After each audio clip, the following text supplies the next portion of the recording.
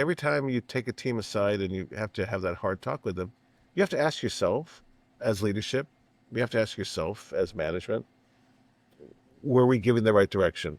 Did we identify the opportunity for them? Did we help them achieve that in time? Mhm. When you have to let a team go, and it's a terrible thing to do, every leader should, I believe, spend some time looking into yourself and asking yourself the question, could I have helped them be more successful? Or where did I fail in helping them be more successful? We brought them in, either we hired them or we purchased their studio. Um, and it's not like buying a goose that lays golden eggs. You've got to help them get there. And if you brought them in and they didn't perform to the expectation, it's not entirely just their fault. You didn't set the expectation properly and you didn't ensure the outcome. So I think leadership needs to take a shot on the chin every time they let a team go. I see. If you could go back in time Oh, and I'd be much younger. That'd be great. besides that one, is there any particular thing that you would change during your tenure as PlayStation CEO? Oh Christ! Every day in every way. Something You'll needs to change be. everything. If I had to do it over again, oh God, yes. I've learned from my big catalog of failure, how not to make the same mistake twice. So everything would change. But that's not the point of your question. Your question is would I have looked at things differently than look at them now? I think the biggest thing. This is this is probably not the answer you're looking for. The biggest thing I would have done is listen less to the publishing arm of the company. Even though I ran the publishing arm for in Japan and America for 10 years, um, I try to listen a lot to the creative spirit, to the teams, what they're building, and how they're trying to get it done and what game they want to do. And I try to make sure that my feedback was really about if that's what you want to do, I think these are ways you need to like frame it or produce it or deliver it. But I think maybe if I go back on now, I was highly influenced by market research and, you know, here are the people ask the question, are you data driven? And reflexively we go, oh yeah, of course you are. If I were to go back now, I would say to people, are you data driven? I would look at them and go, hell no, I'm not. Data is a tool, but it doesn't drive me. Mhm. Data is something I look at to like reconfirm what I thought was going to happen or challenge my preconceptions. But I won't let data drive me to decisions because data comes from the past. It comes from an event which has occurred already. People bought that thing then. They played that thing over there over that period of time. It's good to know about, but don't let data drive you. Data will drive you into a ditch in the road. Data will drive you to a world where everyone tried to make a live service game in 2023 and 90% of people died. So that's the one thing I would go back in time and go, that whole data driven thing, just stop thinking about Mhm. Now you mentioned your catalog of failures. it. Soon to be available in a good bookstore near you. So please buy that. Yeah. Sean's Catalog of Okay. Failures. I'll definitely do that. Can you give me some of like examples of failures that actually drastically change your view uh, on a certain things or your view of executing the company, even on your in a personal level? Right. Okay. Well, that would be a much longer podcast, Armin, than we have time for today. Uh, but to would be game developers or studio management leaders out there in the world who are listening to this, it's an old story, but it's still true today. And when I say it, you're going to say, oh, of course, Sean, we all know that. Yeah, but you don't. It sounds pedantic, but it's totally true. When you're doing a deal with a person and you're getting a contract done,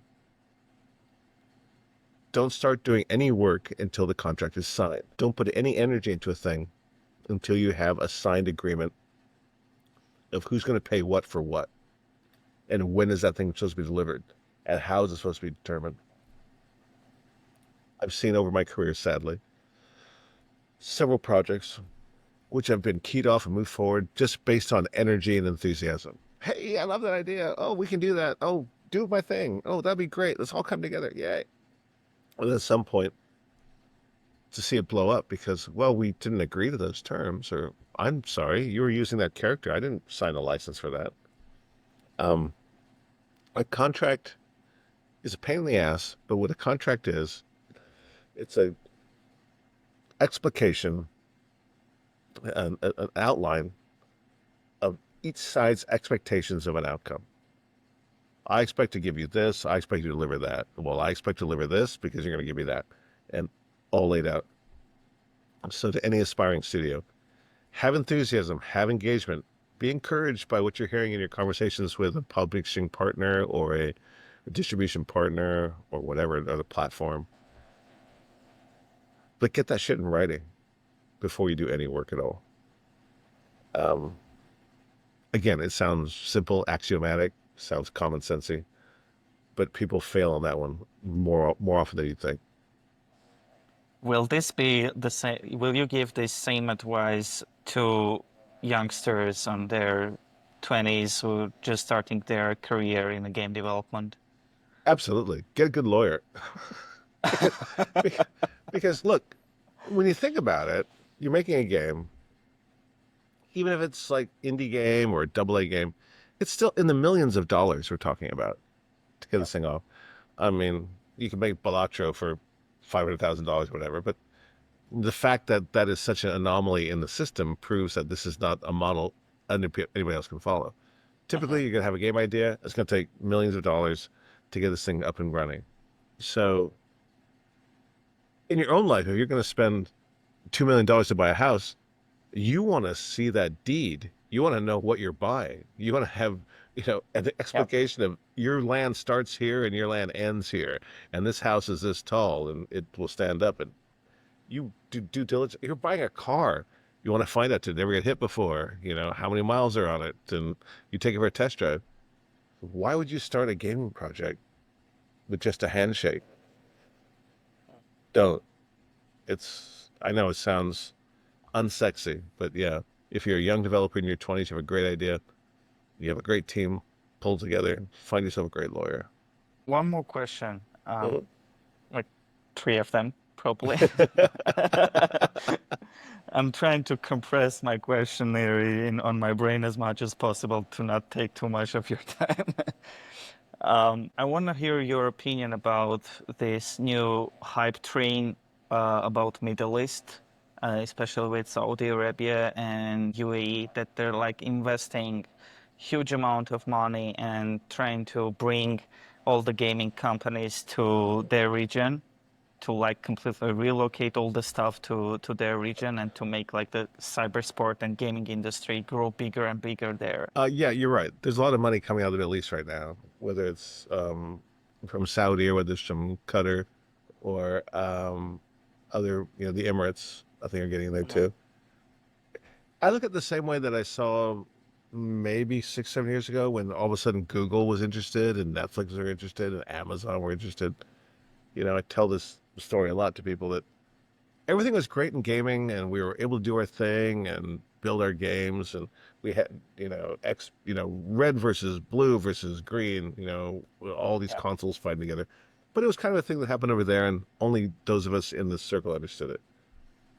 When the gaming industry, in some article, whether it's the Wall Street Journal or Forbes, said video gaming is a $200 billion industry, almost at the time of concomitant with that announcement, um, you had all the big players, all the barbarians came to the gate. They were Google, they were Amazon, they were Apple, they were Netflix, Nvidia, coming up saying, "Hey, that's a big industry. Why don't you kids move aside and let the big boys come in and control it? And we're going to have Stadia, which is going to be a completely, subscription based streaming service. And Amazon is going to make amazing games, and Netflix is going to have a game service, and Apple had arcade and all that. And in time, across that spectrum, all those companies failed because making games is not simply if I have enough money and I have enough tech, I can make a game. You can't do that. 20 years ago, we saw every studio in Hollywood have an interactive division. MGM Interactive, Fox Interactive, Universal Interactive. And their idea was if we have IP, why don't we just make games? How hard could it be?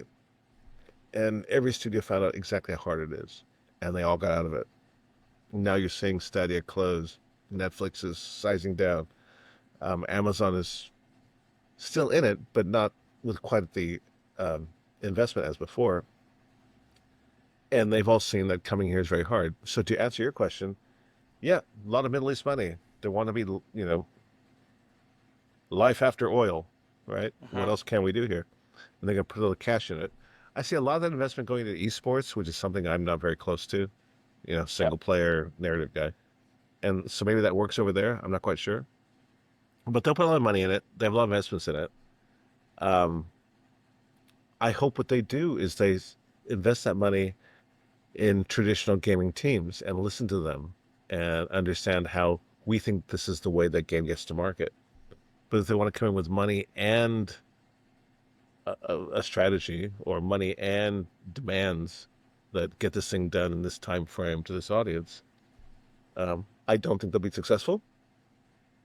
I think they'll end up like Google and Amazon. They'll have spent a lot of money and not quite understood what they're trying to do, and the outcome won't be great. But I invite them to come in. I mean, that's great. This industry needs more capital all the time. Um, but I don't know what their strategy is Hmm. and how they're going to get there. Um, but I'm far from intimidated or worried about it. I think it's great. It's just more people around the world recognizing that this is one of the futures of the planet is in interactive entertainment.